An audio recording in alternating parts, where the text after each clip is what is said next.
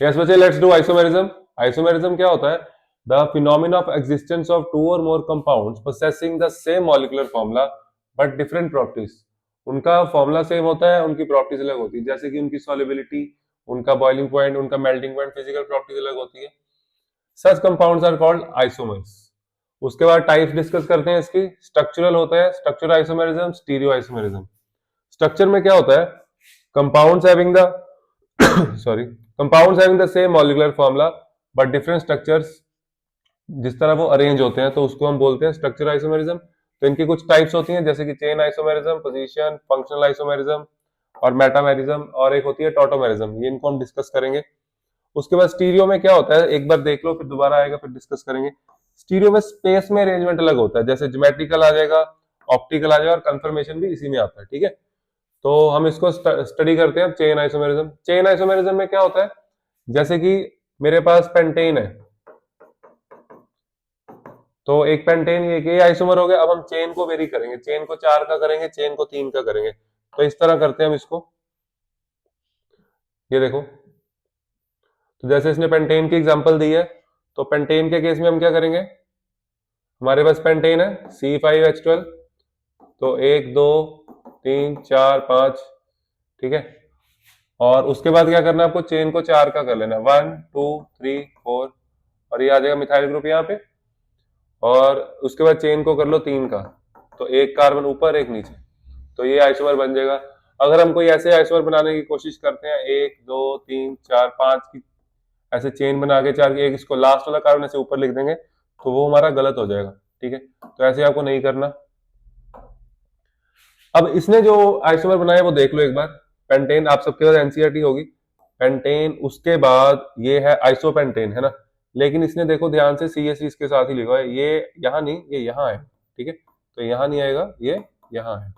Second last carbon पे एक CH group ऊपर हो तो उसको बोलते हैं आइसो। एक बार दोबारा देख लो, सेकंड लास्ट कार्बन पे एक CH ग्रुप ऊपर हो उसको बोलते हैं आइसो। और इसमें टोटल कार्बन देख सकते हो, टोटल 5 कार्बन है, सो दिस इज आइसोपेंटेन। और ये अगर 2 कार्बन ऊपर नीचे हो सेकंड लास्ट कार्बन, तो उसको बोलते हैं नियोपेंटेन। तो हमने बना दिया था। उसके बाद पोजीशन आइसोमेरिज्म आएगा। पोजीशन में क्या आएगा? हमें जो सब्स्टिट्यूएंट लगा होगा उसकी पोजीशन चेंज करनी है। ठीक है, तो ये भी बहुत सिंपल है, इसको भी देखो। ये इसने एग्जांपल दी हुई है इसकी, हम कोई भी एग्जांपल ले सकते हैं। इसने प्रोपेन 1 लिया हुआ है, जैसे मान लो हमने लिया प्रोपेन 1 लिया, तो एक ये और एक हम लगा देंगे यहाँ पे। तो ये जो होता है, ये क्या होता है? इसको बोलते हैं आइसोप्रोपाइल। तो ये बन जाएगा आइसोप्रोपाइल अल्कोहल। ठीक है, प्रोपेनॉल, प्रोपेन 2 इसका कॉमन ये OH यहाँ लिखा है, यहाँ आएगा वो कॉमन चीज। ठीक है, आगे आता है हमारे पास फंक्शनल आइसोमर, ये इंपॉर्टेंट है। ठीक है, इसको ध्यान से देखो। फंक्शन में पहले तो आपको पता होना चाहिए, जो जैसे फंक्शनल ग्रुप्स हैं, जैसे कीटोन है, एल्डिहाइड है, उनके जनरल फॉर्मूले क्या है? तो जनरल फॉर्मूला बनाना बहुत आसान होता है। मैं आपको एक बना के दिखाता हूँ, देखो। आप लोगों को सबको एल्केन का जनरल फॉर्मूला पता है, सही है, CnH2n+2। अगर एल्डिहाइड या कीटोन का जनरल फॉर्मूला चाहिए आपको, मैं इसमें कार्बन एक और बढ़ा रहा हूँ, वो आपको मैं बताऊंगा क्यों बढ़ाया। 3 कार्बन ले लिए हमने, फॉर्मूला यही रहेगा C3H8। यहाँ पे 3 पुट करो, 3 6 8 आ गया। ठीक है, तो अगर मैं ये वाले 2H हटाता हूँ, ये वाले 2H हटा के अगर मैं यहाँ डबल बॉन्ड O लगाता हूँ, तो मैंने क्या क्या चेंजेस की? मैंने 2H कम किए, तो ठीक है। फॉर्मूले में कार्बन उतना ही है, क्या चेंजेस की? 2H कम किए, ठीक है, कर दिए, ये हट गया, ये हट गया, यहाँ से यहाँ आ जाएगा O। तो ये फॉर्मूला बन गया CnH2nO। एल्डिहाइड का कीटोन का सेम बनेगा, उसमें डबल बॉन्ड O इधर आ जाएगा। ठीक है, तो यही है।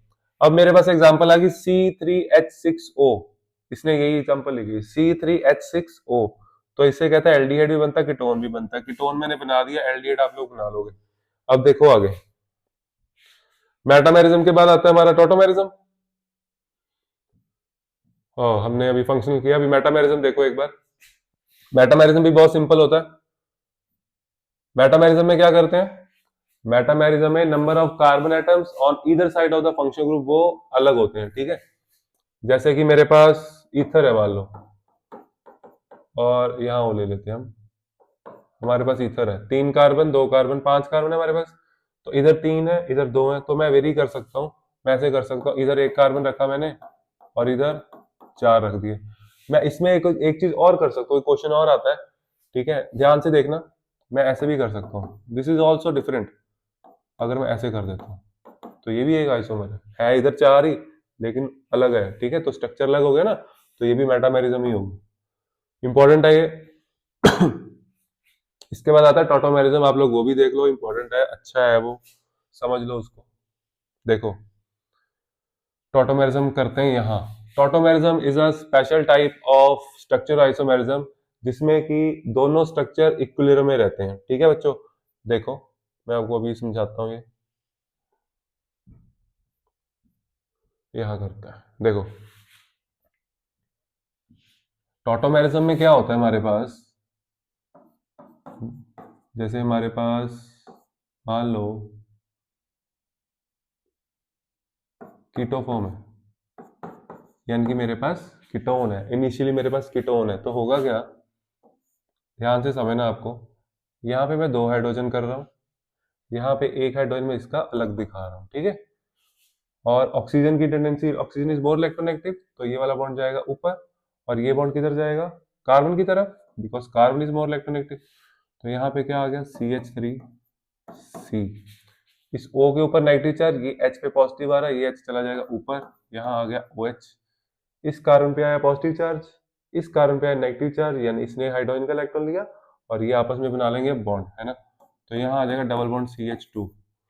I hope this is clear, right. तो अब इसमें स्टेबल कौन सा, इसकी जो रेशियो होती है, मतलब कि परसेंटेज होती है 99.9 के राउंड होती है, इसकी होती है सिर्फ 0.1। और इसको बोलते क्या है, कीटोन है, इसको बोलते हैं कीटो फॉर्म।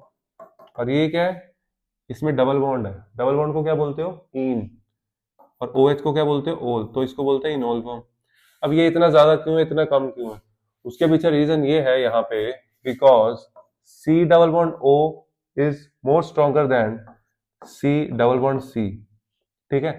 इसमें C डबल बॉन्ड O है, इसमें C डबल बॉन्ड C है, C double bond O stronger होता है, क्यों होता है, because higher the electron difference between two atoms, stronger will be the bond, ठीक है।